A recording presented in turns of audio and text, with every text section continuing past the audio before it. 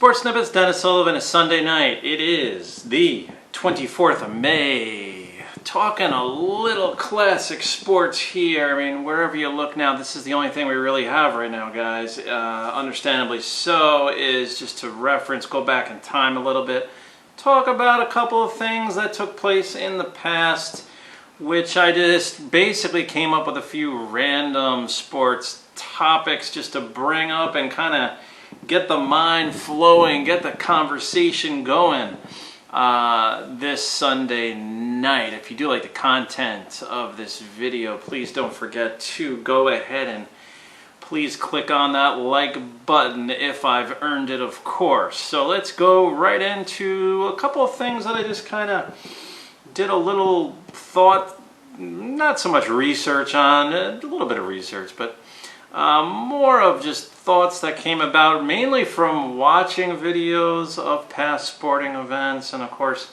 you go on the various networks and what do we see? I mean, we see games that took place 20, 30 or more years ago, which is classic sports. On YouTube itself, a great resource for classic sports. So let's go right into this here. A couple of things that just off the top of my mind over these past few weeks. So I'm looking back, I'm looking at some of the old World Series matchups. Didn't completely forget about this, but easily, excuse me, my voice there went for a second. I can easily, or one can easily overlook the fact that Pete Rose, after he was playing with the Cincinnati Reds, would go on to not only play in 2 more World Series, but win one more World Series with the Philadelphia Phillies, as they won the 1980 World Series against the Kansas City Royals, and then 1983 they would actually go back to the World Series only to lose to the Baltimore Orioles, who had a tremendous team in 1983. As a side note to that, I was watching the starting lineup introduction. I believe it was Game 5 of the 1983 World Series. And it was almost like watching a late 30s, early 40s version of the Big Red of the Big Red Machine, because you had Joe Morgan was on the Phillies in 1983 in the World Series that year, Pete Rose, and Tony Perez. And if I'm leaving out someone, then go ahead and comment below, and who knows, I might be leaving out one more person, one more player. But they were all well into their careers at that point. So that was pretty interesting. And another thing that just kind of caught my attention, Pete Rose, he was the consummate leadoff hitter. I mean, think of a leadoff hitter, you think of Pete Rose. Well, during a majority of his playing days with the Phillies, he hit second in the lineup. At least I remember he hit second in 1983 World Series. I also think he hit second in the 1980 World Series as well, if I'm not mistaken. So that was a little bit of a side note for you. Category number 2, I was reminded of what a great coach Larry Brown was, and probably still is. I think up until in 2018 he was coaching out in Europe, I believe, and was coaching also 2012 to I think 2016 in college, SMU. The guy is just a coaching legend. What's interesting, if you get a few moments, go ahead and look up his career. Look up the career of Larry Brown as a coach. Not to mention he played too. He had played in the ABA, also coached in the ABA. But you look at his coaching career, he never seemed to stay in one spot for more than like 4 or 5 years. I think the Sixers might have been his longest stay. I don't even know if that was 6 years. It was like 5 or 6 years. Okay, everywhere else he's coaching 2, 3, maybe 4 years, and the lineup of teams, and the fact that he didn't just coach in the ABA. He coached in a very good college coach. He won a national championship. I believe that was with the Kansas Jayhawks. He was a very good college coach, and he was a good NBA coach. I mean, this guy was the coach's coach. That's what I would call him, the coach's coach. So when you get a few moments, big basketball fan if you are one, as I am, go ahead and research the career of Larry Brown. I think you'll find that quite interesting. Next point number 3.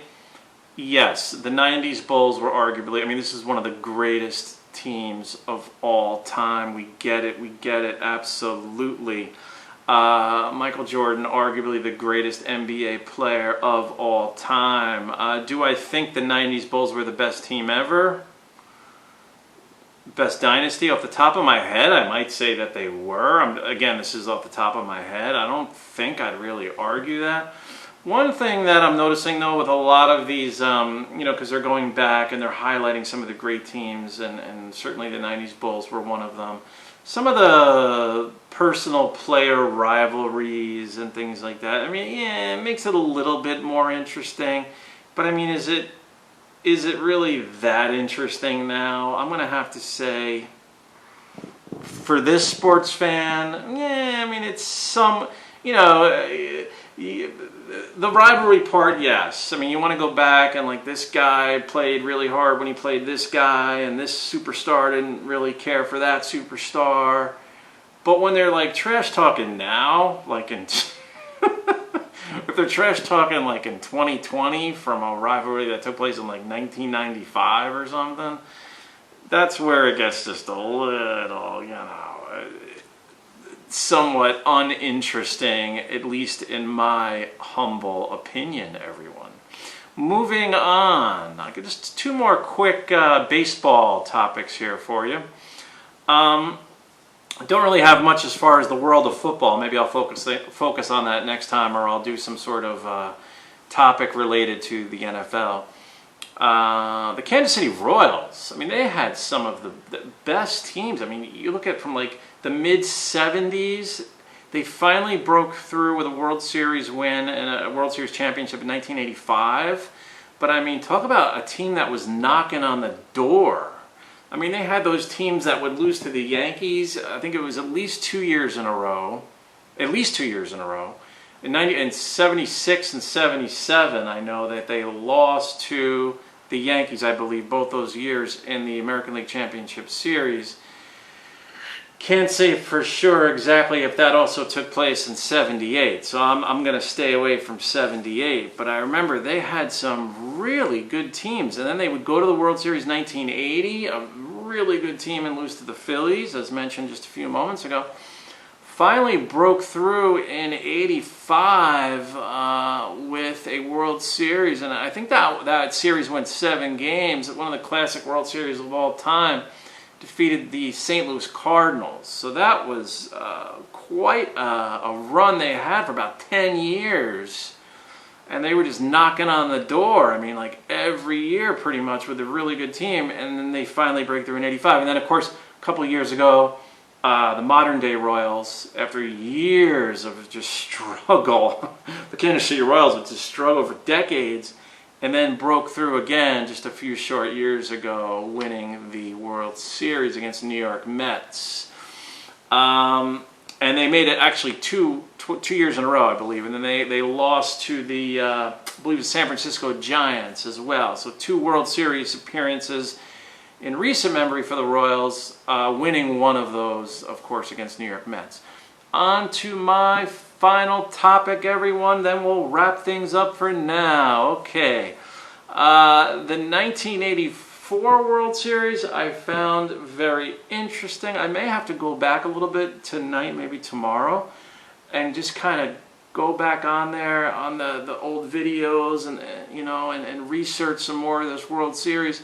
Found it very interesting in that it was a Detroit Tiger win, of course. They won the World Series 1984, which I believe we have not seen. That was their last one. And they played this San Diego Padre team, who, of course, they've only made a few World Series appearances in their history, the San Diego Padres. And Kirk Gibson was on the Tigers. Tigers had really good starting pitching. You had Alan Trammell, you had Lou Whitaker's really good team were the 84 Tigers. Padres were very interesting in their own right. This is an interesting World Series, I thought. Padres were kind of like this transplant team for lack of a better word. You had Steve Garvey, you had Greg Nettles. Of course, we know them from where? Dodgers, Yankees, respectively. Gary Templeton was on that team on the Padres. Of course, Tony Gwynn was on that team, but he was Padres the whole career, from what I do recall. You had, I believe, Goose Gossage was on that team. So, I mean, you had some interesting players, mainly Gossage, Nettles from the Yankees, Garvey from the Dodgers, of course. I'm probably not remembering all of them. I think there was one or two more. Gary Templeton was a very, very good shortstop, as I recall. And of course, Tony Gwynn was one of the best hitters ever to play in Major League Baseball. So these are 5 things I just want to kind of throw out there. See if I can get your comments on one of them. If you feel the need to comment, please do so below. This for now. I'll come up. I want to do a little football too. Just don't have anything ready for you right now, but this was fun just to kind of reminisce, talk about some classic sports. This is Dennis Sullivan. I will see you next time. Sports Snippets over and out for now. And if you have a topic that you would like me to discuss next time, please go ahead and leave that below as well. Thanks again, and bye for now.